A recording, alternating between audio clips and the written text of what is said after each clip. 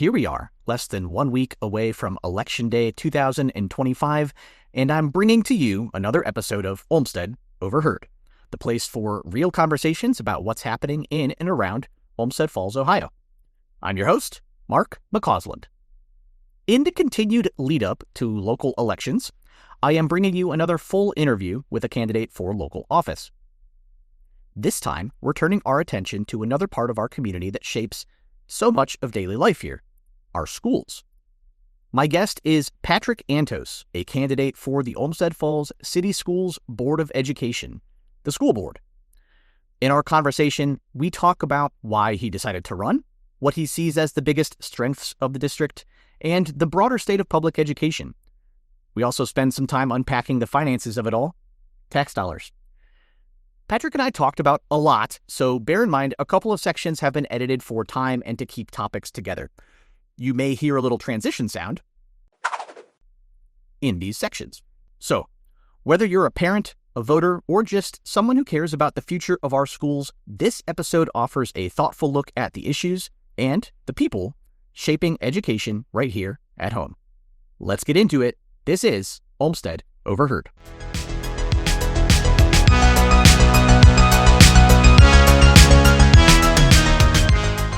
Patrick, welcome to Olmsted Overheard, my podcast here in town, and I am excited to speak with somebody running for school board. My previous interviews were people running for local government in Olmsted Falls specifically, for council and mayor. Now we get to talk about school board specifically. Let's start, Patrick, just with you having a chance to introduce yourself. What's your background? What's your connection to the community? Who are you?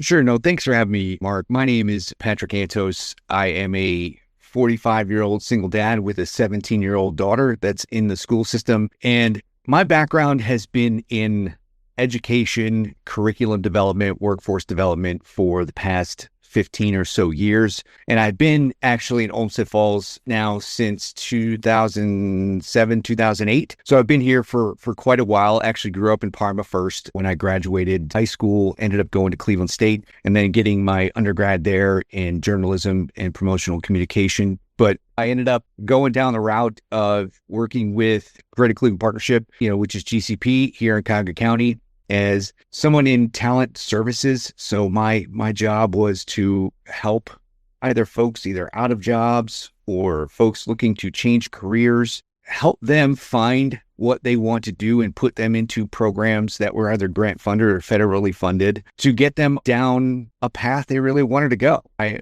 met with folks that were teachers looking to become software developers that wanted to get into HR. Folks who had lost their jobs maybe in manufacturing or in the automotive industry, back in 2008, 2009, it was a lot of people looking for a path. So I found a lot of satisfaction in that, and it just kept leading me down that education path. I worked as a director of career services actually at ITT Technical Institute. So I was helping people that were non-traditional students, more adult learners, find careers, and it just kept getting me down there. Before I knew it, I was working with colleges, whether it was your 2-year university or 4-year universities, on curriculum development, especially when it came to helping folks with our changing economy, that they were staying ahead of the curve when it came to training people in areas of need. The technology field has been a big part of what I've done as well. So running for school board, I thought was just a natural move for me. One, because I feel like Olmsted Falls schools have been terrific. My daughter loves them, and I've heard nothing but good things, and all the interactions I've ever had with teachers or the school board itself has been terrific. I feel like it's a strong diamond, I think, in Olmsted Falls, and it needs to be protected in that way. And I wanted to run for school board because of that. I know there's a lot of folks in our city, between Olmsted Falls, Olmsted Township, that truly believe that our school system is great. And I wanted to make sure that I could help support that and make sure it stays that way. Now, you kind of mentioned several things that you've done, but I don't know that I caught specifically. What would you say your day job is right now? As of right now, I'm actually a real estate agent.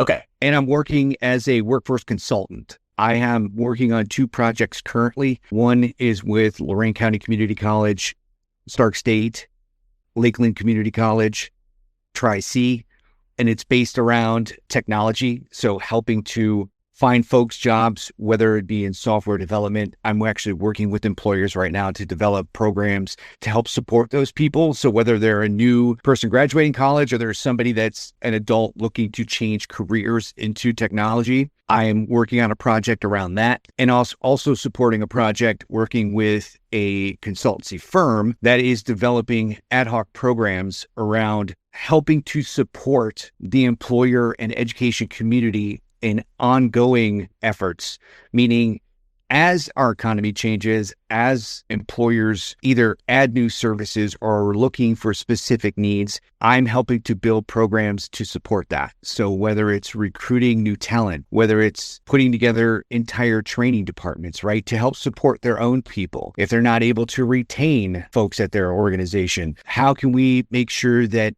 you can? How to develop strong, happy workforces.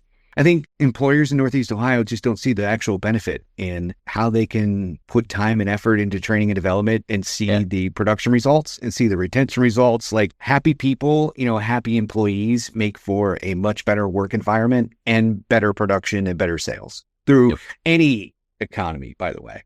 So I'm working with a company to develop those things that allows to support not only the region, but it supports our employers, and it helps our folks who maybe are looking for jobs or don't know where to go, to help brand those things to say you do have a place to go. So if you lose your job, if you happen to be wanting to change careers, helping to support those things. So that's currently what I'm doing now. Awesome. Well, no, thanks for the background. I appreciate it. And you touched on my next question a little bit, but just so you can kind of answer it fully, what led you to decide to run for Olmsted Falls Board of Education? Was there a specific issue or moment that pushed you to take that step?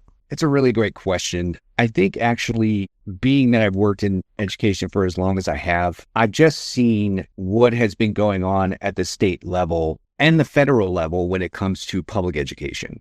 It has been under attack for a long time, but over the past recent few years, it is really ramped up. And it isn't a shame, because not only our Constitution, but the Ohio Constitution clearly states that a public education is a right that every single person in the state has. And I just don't believe that they care about that anymore. And what most people don't understand is that the council levels or, the school board levels, it is so important to have people that support public education. And I think at this point, the way that they have been revamping public education and wanting to basically turn it into private education completely, whether it's, through private schooling or charter schooling, or bringing in employers in to take over the education system and run it as a business. This was the time. This was the time for me to go, I gotta step up. I have to be someone that wants to protect the school system, wants to protect public schools in general. And that's really the reason why I wanted to do this. So I want to unpack this a little bit more. I want to talk philosophically what it is that public education is supposed to be based on what's written in, like you said, both the U.S. Constitution and the Ohio Constitution. So do you mind taking a step back? And because people might not realize, people hear buzzwords, people hear talking points, but they don't go and read the underlying documents. They don't all remember their civics classes. So what's your philosophical view of the importance of public education? It's a good question. What I think public education should be is that when you're done with that, you're on your way to either maybe going to college, or you have a vision of what you want to do with your life, especially if you've taken advantage of that public education. And right now, most students that are probably leaving don't necessarily know what they're going to be doing. And you have parents that are wondering, how am I going to pay for that? Or are they going to get a job? So what most people don't understand necessarily about public education is that the budgets and the curriculum, the testing, the actual things that are being taught are designed at the state level. And then they're brought down to the school districts, right? So when somebody at the school board hears something, it is coming from the state. They're handing that down to the district and saying, this is what we are going to do. This is how you are going to teach the students. And here's the money and the budget to do that. So it is not the teachers that have full reign on what is taught. The school board and the superintendent really don't have any real impact on what is being taught in the classroom. They're getting that from the State House. So what is being stepped on right now is the state is basically ignoring what not only the federal Constitution, the Ohio Constitution says, which is it is a right for people to get an education, a public education. And in doing so, initiating bills and certain things to take that budget away and manipulate what is public education. And continuously over the past even 30 years, because in 1997, I know this is probably a different topic, but in 1997, the way that property taxes were used to fund not only public education, but just services across the entire state, it was unconstitutional to do so. And the state continued to do that. They continued to support the services in the schools based on a much larger budget than it needed to be from property taxes. Because I feel that anger of what people are angry about. I totally understand. Right. Like, I would be too. You can't continue to pay the bills like that. But what I guess I'm trying to say is that the anger that these folks have need to be directed towards the state house and toward our federal politicians. Those are the ones that are controlling all of that and creating that curriculum. Because when you look at what private schools and charter schools are asked of when it comes to testing or even the grading scales, right? The public schools get graded. They've even changed the grading scale to include an economic basis for how these schools get graded. And that's not fair either. There's no way that Olmsted Falls, Olmsted Township has the same median income that Solon does, or that these other, more well-off communities have. And that's not a knock against Olmsted Falls or Olmsted Township and the people living here. I think it's a fantastic place to live. And the people that live here are amazing. They're hardworking and they're great people. But that could be twisted up, right? That could confuse people into thinking, hey, on one hand, I'm saying this, right? But don't look behind the curtain like the Wizard of Oz, right? Just keep looking at what's over here on one hand so that you don't see what's going on behind the curtain. That's what's going on right now, which is, how much stuff can we throw at the wall bill-wise in the state of Ohio to take down what has been a stronger education system. But over the past 30 years, Ohio has continually, steadily gone down, down, and down that list to the bottom 5 educational states in the whole union. And that's unfair.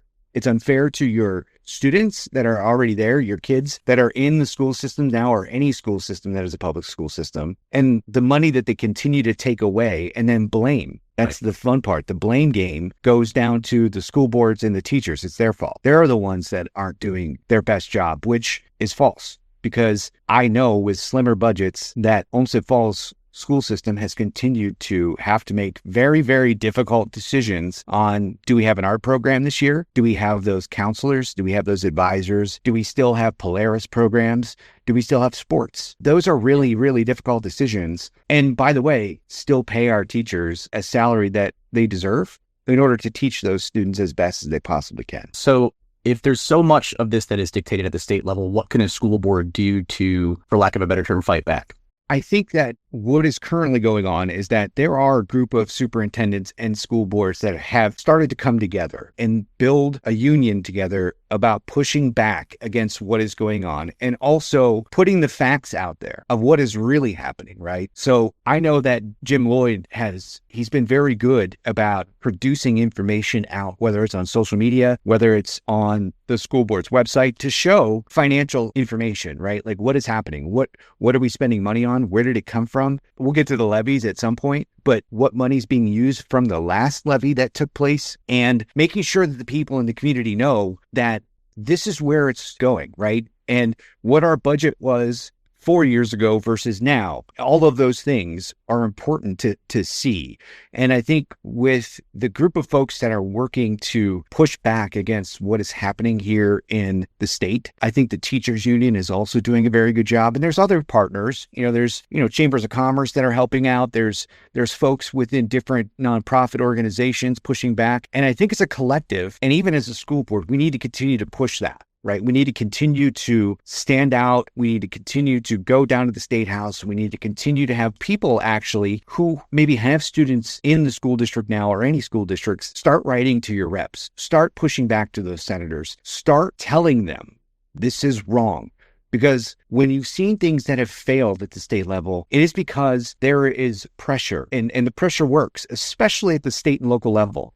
those folks don't have the same kind of money and backing that those federal folks do. And most of those donors that are giving the money to the federal folks are rich beyond all understanding. Money that I'll probably never see in my life.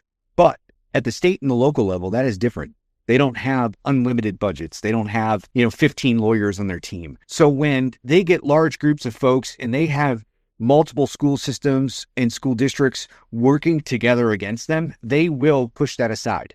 They can't keep asking people to spend more money on things that the money they don't have. And it's funny because while an educational system on its own is getting a budget from the school system, it still needs the local businesses, the businesses on a whole, the county and stuff, to all be rowing the same boat. And right now, there's a lot of people rowing in one direction and a lot of others moving in the other direction. That's where we're at right now. And I think that's what we should do. We got to keep pushing hard and keep the union of districts and the union of superintendents together to keep pressing that message of you're not doing the right things here. Thank you for the background there. I'm going to turn the focus more towards home a little bit. Mm-hmm. How would you describe Olmsted Falls City Schools? What do you think we do really well as a district? I think for a long time, the Olmsted Falls School District has not only done a great job of helping every single student find their path, so I think they've done a great job of having not only a direction that they wanted to go in, but they've stuck to that, right? They've stuck to this is what we want this system to be. We want it to have great teachers. I believe the teachers, boy, they've been terrific. We wanted to have great partnerships with either community colleges or like Polaris. We want to have every student have a path to success. So I think they've done that tremendously well. And I've also believed that they've supported the community in the same way, right? They've given back. The amount of time I've seen, either assistant principals, teachers, not only going to the games or going to the choir concerts or supporting, being in class until 9, 10 o'clock at night, in some cases, helping kids. That's what I think they've been very good at. And I think they've stayed ahead of the curve in some of the areas when it came to technology, when it came to changing career paths, right? So when there were things changing, they moved with it, right? And they worked very, very, very hard to either continue to get as much money as they can from the state, as well as finding other people that have either graduated from Olmsted Falls or work with other community entities to find the dollars to be able to support those things. And I think because of that, you've had people in the community gravitate to that to help back, right? So it's been a good union of working together from the community to the school system. So then in your pursuit of running for school board, I assume you're talking to people, parents, teachers, neighbors. What do you hear is on their minds when it comes to our schools? This might be, I don't know. I hear a lot of people saying they really don't like the superintendent.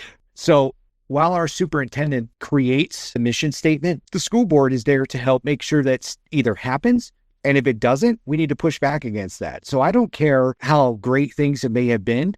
If those things change, I'm going to raise my hand and go, what's going on here? This wasn't a part of the vision. This is the vision that, we intended to happen. The only reason those things need to change is if people in the community say so, right? They need to be voted on, or we need to make sure that we're staying within the parameters of what's going on, and I think that Jim Lloyd has done a tremendous job with the slim budgets that he's had and the pushback, right? And I think sometimes the loudest voices aren't necessarily the majority. And then they ask too, what are your political leanings? And I want to be open about this. This is a nonpartisan position. And I truly feel that way. This is not a political position. I don't care if you're a Democrat or Republican. It doesn't belong here in the school system. So I don't care what persuasion you are or who you love. Doesn't matter. The only thing that matters is making sure that our students get through school and they graduate. That's the important part. The property taxes too. That's another thing that comes up, right? We're spending a lot of money to do these things. And I think I talked about it a little earlier. I do feel that pain. Yeah. But that again is at a state level thing. And that is the way that they've created how to support the school systems with the levies and things like that. It's impossible for a school board anywhere in this state not to ask for money from a levy perspective. Right. So and I want to touch on this too and reiterate on something you had said earlier. Sure. So yes, there's a lot of grief that is given about how much of your property taxes in Olmsted Falls and Township goes to the school system. You said 1997, and this isn't the first time I've heard this, the way that is funded via property taxes was deemed unconstitutional. We're talking almost 30 years. Yep. That it was deemed unconstitutional, yet it's still happening. And I think Correct. I think a lot of people need to start hearing that more and asking, if it was deemed unconstitutional 28 years ago, why is it still being done that way? You've asked the $1 million question. Like, I wonder the same thing. How have you not, in almost 30 years, not figured out a way to be able to support services in the state of Ohio? I just don't get it, because what they're offering right now in the state as potential House bills or Senate bills is still asking people to pay more money, whether it's at an income tax level, whether it's at a sales tax level, or still higher property taxes. Mm-hmm. Same thing. It's the same thing. It's the same song, sometimes maybe with different lyrics, but it's still, at the end of the day, it's the same song. And it's not just the schools, right? When we talk services, we're talking about your leaf pickup.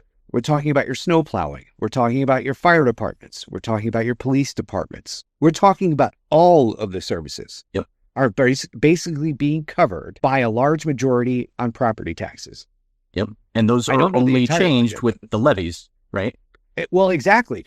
Yeah. The only way that we can, at least a school board can ask for more money, is through a levy, which, by the way, 9 times out of 10 is going to ask you to pay more property taxes. When the county came in to do their appraisals, those appraisals are keeping up with market value when it comes to properties, right? Because 10 years ago, a split level in Olmsted Falls was not $300,000. No. Now it is. So that, unfortunately, when your home value goes up, so do your taxes. I guess, again, if you're going to get angry, it's like, well, you're swimming in money now when it comes to equity on a home, which is awesome, right? Good for you. I don't want anybody not to make money off a house, right? That's an important part of their life, but that's just the way the scale goes, right? Yeah. And the way that it's written now is that if your house value goes up, so do your property taxes.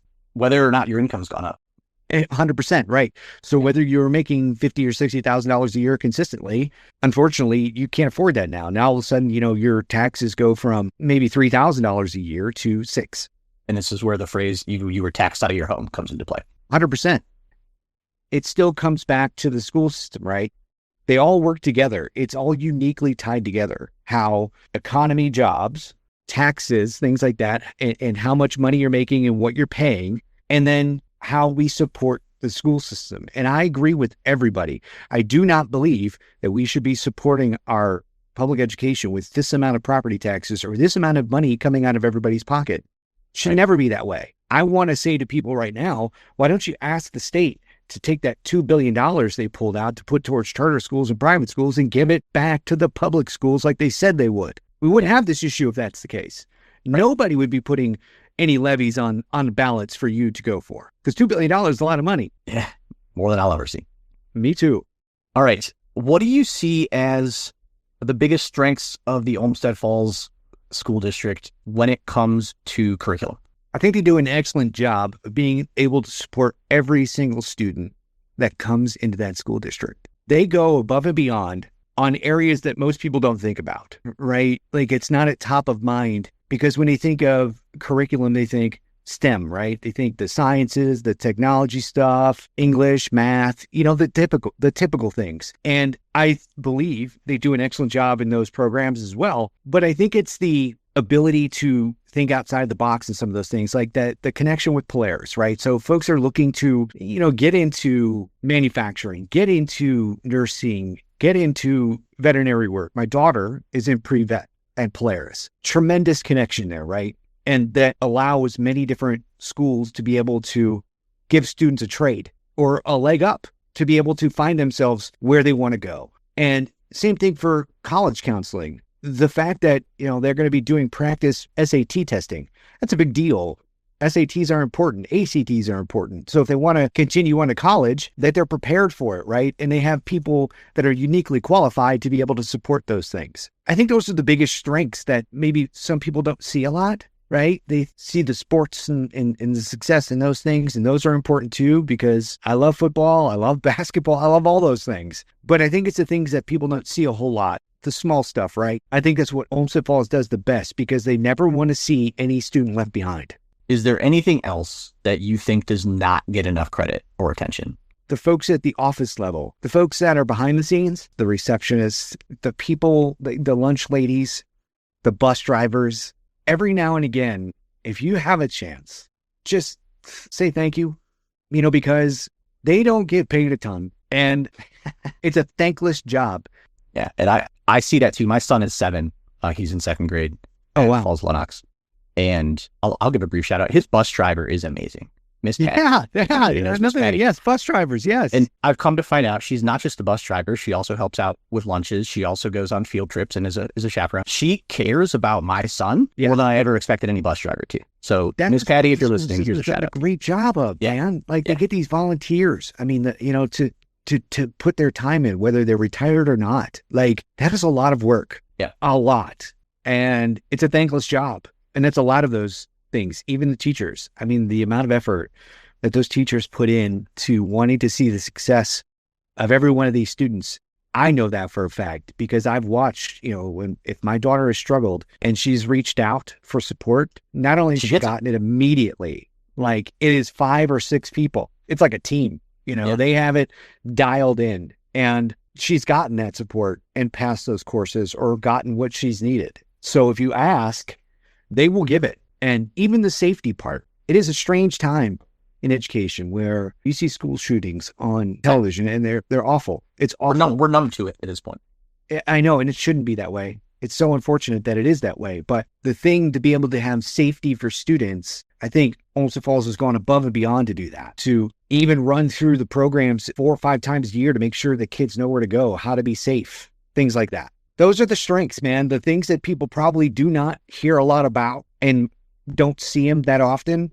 That's where they excel at. Those are the people that we care about, at the school board. Even the folks that are in the actual school board department, they've been working in that little ranch house or whatever, bungalow for God knows how long. And they have no room to walk around in that place. If you ask them for a file, they will go down to this dungeon of a file room that has just massive amounts of these filing cabinets that are outdated. And they're scrolling through it by hand to pull that thing out to make sure that, they could find that information. And I know some folks are wondering, how are they paying for that construction of the new thing? Well, it's not new money. It was added to the last levy that was in there in the last time they put together and approved to say that no new money would be used. It's money from that old levy that went through to be able to construct a place where people can actually have an office to sit in. Yeah. And how old is that levy? Do you know? I think that was about 9 years ago. Yeah, I think that's 8 or 9 years ago.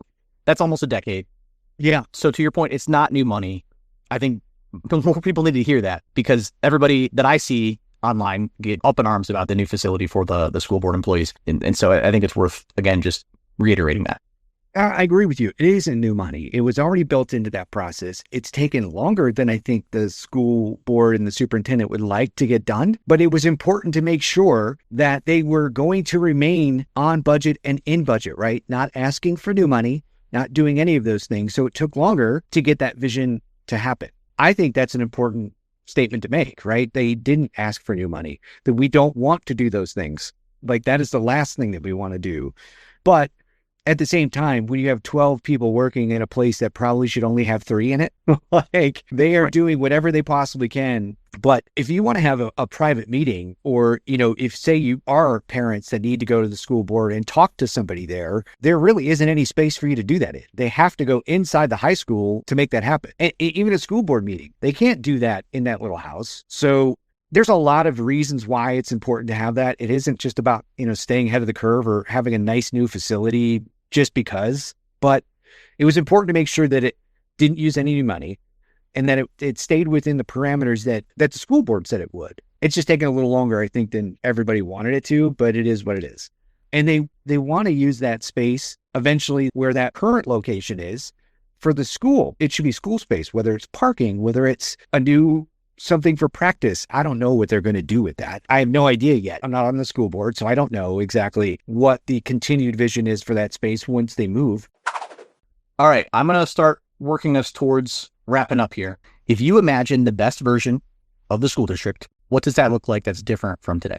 I think if I had a magic wand, first, I'd want to make sure that pay for these teachers was meeting or exceeding what should be overall, how can I make sure I pay my bills? That's for new and that's for old. So I think every teacher should make more money. That's just my opinion. I know some folks think they get paid too much. I don't know if they've ever seen their paychecks before. I think that's insane. It's one thing, like say if you're coaching 3 sports and you're doing those other things, of course you can make more money, but yeah, but then you're working an 80-hour work week. 100% right. They're adding time, to not being able to see their own families. So that's one thing. 2, I think that if I had more money in the budget, I would want to make sure that, we can continue to upgrade to technology. I would want a really dedicated technology center, something that actually can move with the times, right? While I love the fact that they've done their best job to keep up with that, what we're seeing now around AI, what we're seeing around the changes in technology, I would love Olmsted Falls to be a leader in that, to develop a student base that is state of the art, that can develop folks that are in structural engineering around AI, bioengineering, really push the STEM aspect and have a dedicated center to that and actually have teachers around doing just those things. I'd also, want to upgrade when it comes to the ease of getting around the school, especially for folks maybe with disability and things like that. I think every area or every school should have all of the pathways. And I know they do a decent job of it, right? But I think it's much harder for people who are on crutches or in a wheelchair or don't have the same things that we take for granted, being able to walk on 2 legs and do the things that, even speech pathologists. And I would love to have more support for that too. I understand there's only so much in a budget to be able to do it.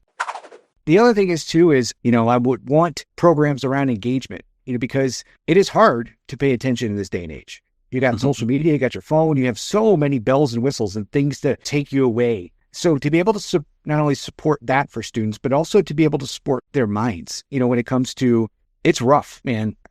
I remember when I was in high school, I didn't have the same types of distractions. I didn't have the same type of bullying or the social media folks, making pictures of you that aren't you. There's so many things that students have to deal with. And to be able to help eliminate those things, I would love to be able to have unlimited budget around those things, because I think a loss of communication has happened over the past 30 years. Technology has really pushed it in that way.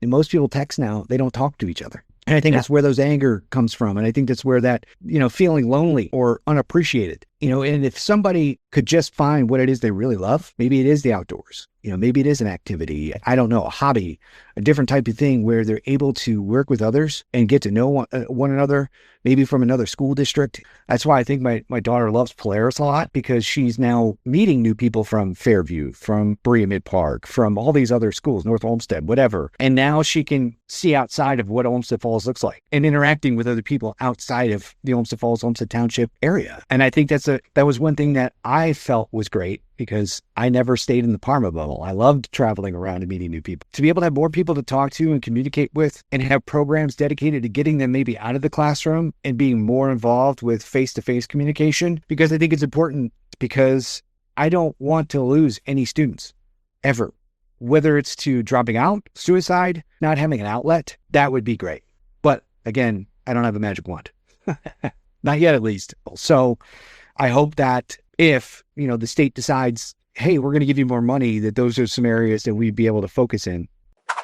Is there anything else you want to talk about before we wrap up? Yeah, to kind of wrap this up, I think that for folks that are in this district, I want to just tell you that it is a strong school district, right? I don't think you should be thinking, boy, this is going south. It's not.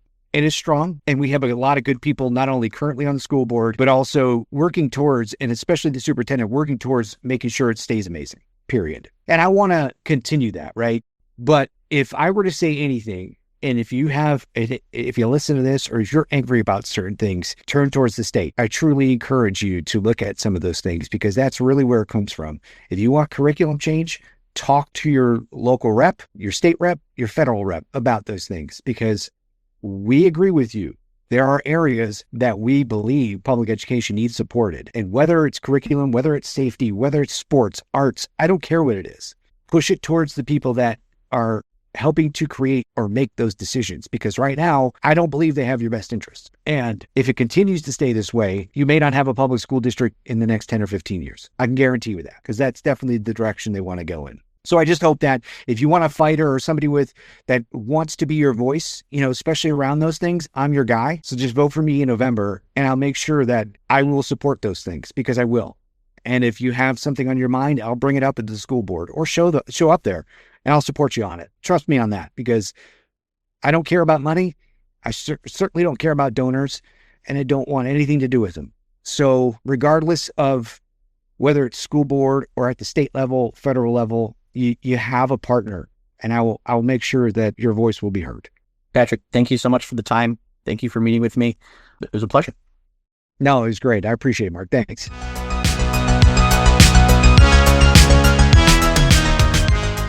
Thank you for listening to this episode of Olmsted Overheard.